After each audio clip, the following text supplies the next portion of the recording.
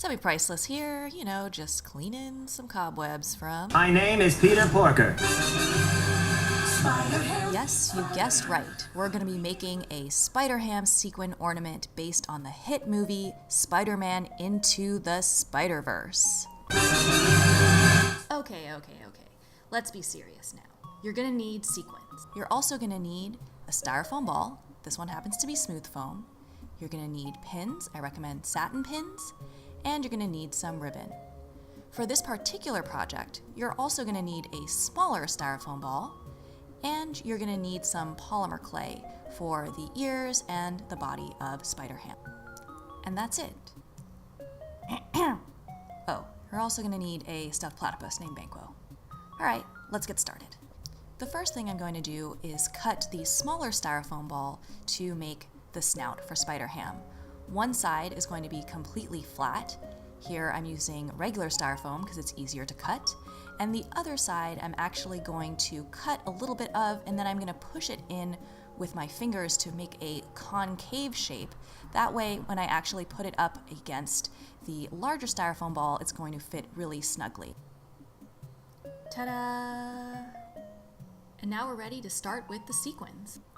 So I'm putting these sequins into the snout portion of the Spider-Ham ornament, and I'm using shorter sequin pins here, which are not normally my preference, but when you're dealing with a small styrofoam ball like this, really is the only option. If you were to use satin pins, they would stick out on all sides because they're just too long for a styrofoam ball of this size.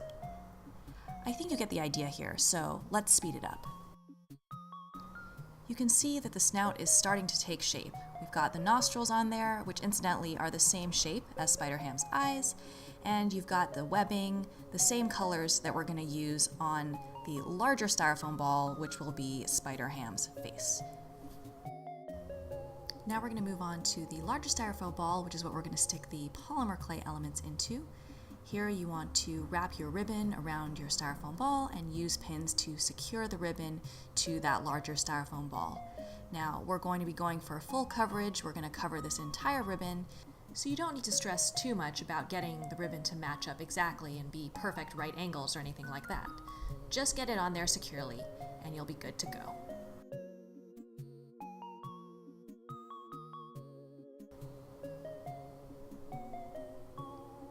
So now we can begin to put the sequins onto the large styrofoam ball, which is going to form the head of Spider-Ham. You can see in my tray here that I have the snout, where I finished putting all the sequins onto. And you can also see that I have the body and the ears of Spider-Ham, and both of those elements are made out of polymer clay.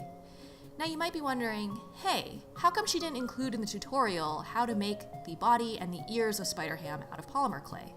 And the truth is, I'm a polymer clay novice.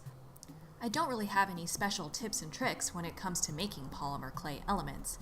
It was really just a lot of trial and error. It took me a long time and a lot of false starts before I finally had something that I was proud of. And if you look really closely, it still looks pretty crude. I'm definitely still learning when it comes to polymer clay. And if you have any tips and advice, definitely put it down in the comments. I'd love to read them. The one thing I will say, if you are planning to incorporate polymer clay elements into your sequin ornaments, is to make sure to bake pins into those polymer clay elements. That way you can easily stick the polymer clay elements into the styrofoam ball when you're ready. Similarly, you will notice that I've stuck some pins into the back of the snout, sharp side out, and this will enable me to stick the snout portion of Spider-Ham into the larger styrofoam ball easily. And I won't have to worry about super glue or anything like that. If even after all that explanation, you still want to watch my struggles as I try to create polymer clay elements, you should definitely join me on Twitch. I stream there under the channel Semi-Priceless, and occasionally I will stream my struggles with polymer clay, and you can definitely give me pointers and keep me company as I do so. I will say that YouTube and Twitch are full of amazing crafters and makers who specialize in polymer clay. If you're looking for a deep YouTube hole to jump down into, I definitely recommend searching for polymer clay, especially miniature food polymer clay. It's amazing.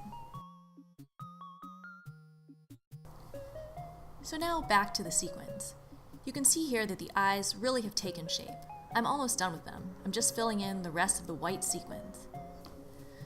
Once I'm done with that, I'll move on to the webbing on Spider-Ham's face. You may notice that in making Spider-Ham's eyes, I didn't first draw an outline of the eyes or a pattern onto the styrofoam ball. I am, pun intended, eyeballing it. Sure, if I wanted to be really precise, I could draw the eyes on beforehand. But the beauty of making these sequin ornaments is if you make a mistake, you just take the sequin out and put it where it's supposed to be. No harm, no foul. So I choose to just dive right in, and if I make a mistake and I have to adjust, then that's totally fine. Okay, at the risk of breaking my computer, let's speed this up a little bit faster. Now you can see that I've started on the blue webbing of Spider-Ham's head. There's not a specific order that you have to make these sequin ornaments in. You could have started with this blue webbing, you could have started with the red background color, and then finished up with the eyes. I just like to start with the detailed elements, and then I finish up with the background color, which in this case is the red. But whatever you like to do, however you want to do this project, it's really up to you. There's no right or wrong order to do a sequin ornament in.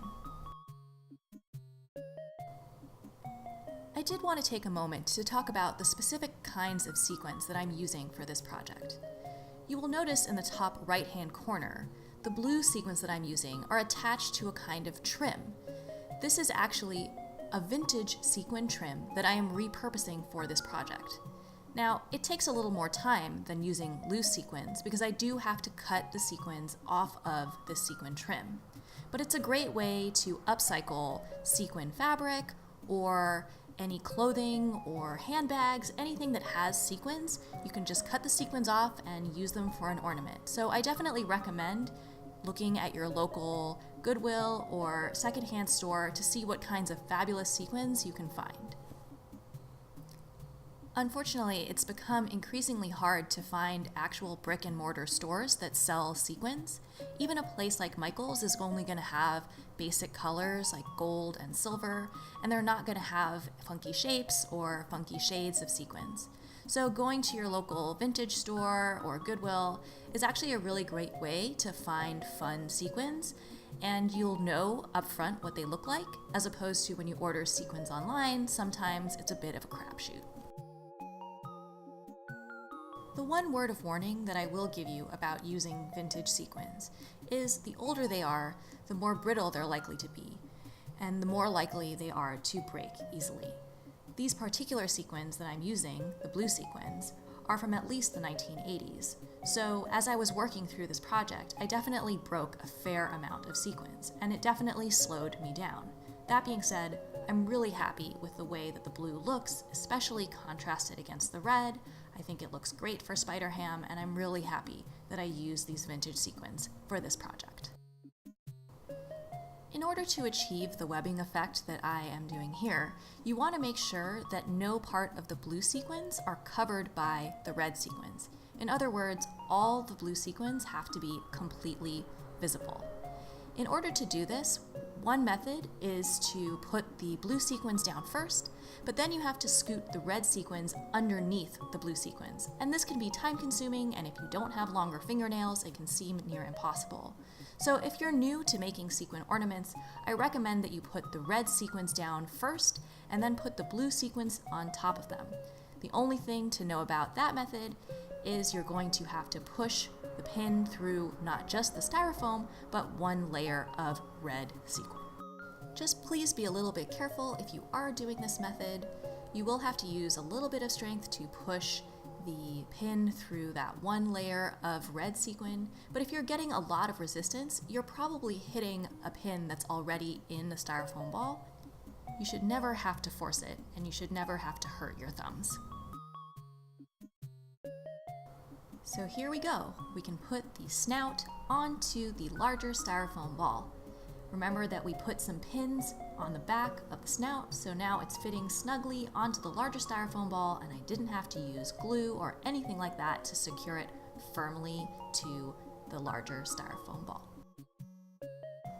Spider-Ham is really starting to look like himself. You can clearly see the spiderweb motif on the back of his head. His snout is looking really cute. And the funny piece of trivia that I find endlessly amusing that I mentioned earlier is the fact that his nostrils are the same exact shape as his eyes. You can see that clearly now that we've attached the snout to Spider-Ham's face.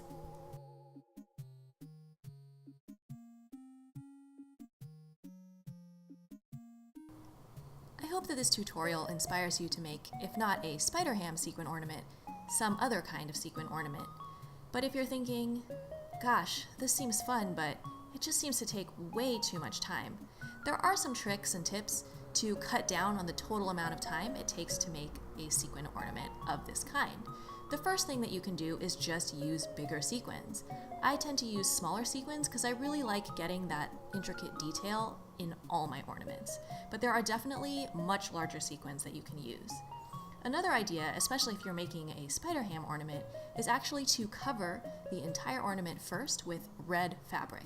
In that way, you don't actually have to do the background sequins. You can just layer the detail directly onto the red fabric. If you are inspired to make a sequin ornament, or if you're a lifelong sequin ornament maker like me, please post a picture of your sequin ornament in the comments below. I'd love to see it.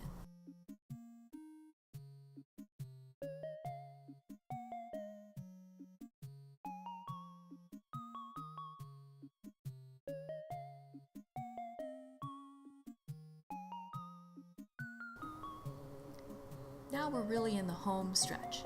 As I mentioned before, we're going for full coverage, so we want to make sure to cover any last bit of that white styrofoam that we can see peeking out at the top here.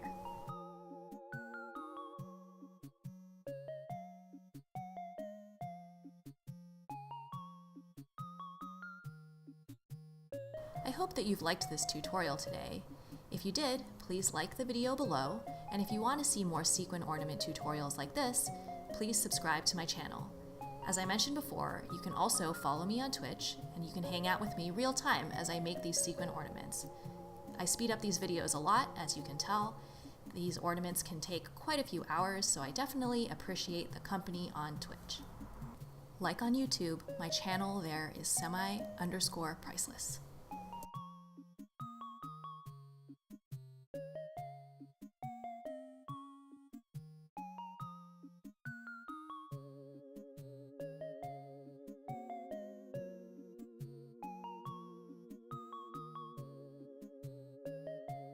Oh my gosh, it's the moment of truth, putting the ears into Spider-Ham and then putting the body, the final piece, into the Spider-Ham ornament. And there you go, there he is. Sorry, I just had to put that in there one more time. Thanks for watching.